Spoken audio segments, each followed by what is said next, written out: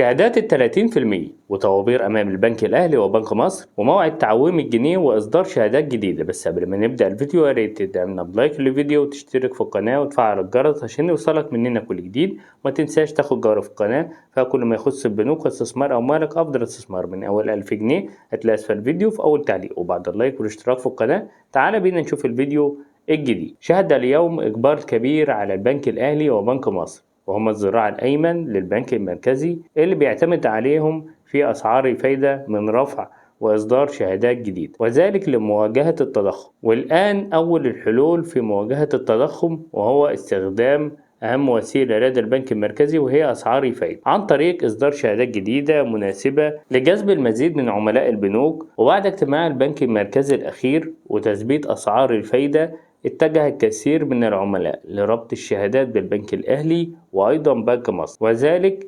لتخوفهم من بداية نزول أسعار الفايدة خصوصا مع هبوط أسعار الذهب وتثبيت أسعار الفايدة من خلال الفدرالي الأمريكي وتثبيت أسعار الفايدة من البنك المركزي. ولكن مع دخول أجازة العيد واليوم أول يوم عمل للبنوك فشهد البنك الأهلي وبنك مصر إجبار شديد من العملاء من أجل ربط الشهادات وإيداع أموالهم وغيرها من الخدمات التي يقدمها البنك الأهلي وبنك مصر. ولكن انتشرت الأيام السابقة عن بداية تعويم وإصدار شهادات جديدة 26% و30% وغيرها من الشهادات على المواقع السوشيال ميديا. أولا البنوك الأيام السابقة كانت في أجازة رسمية لم يتم إصدار شهادات بهذه الفائدة 26% وال30% حتى الآن. ثانيا التعويم، هناك من يتكلم عن التعويم ولكن نجد انه بيتكلم عن اسعار الكهرباء وزيادة اسعار الكهرباء وارتفاعها. ولكن خطاب الرئيس السيسي كان واضح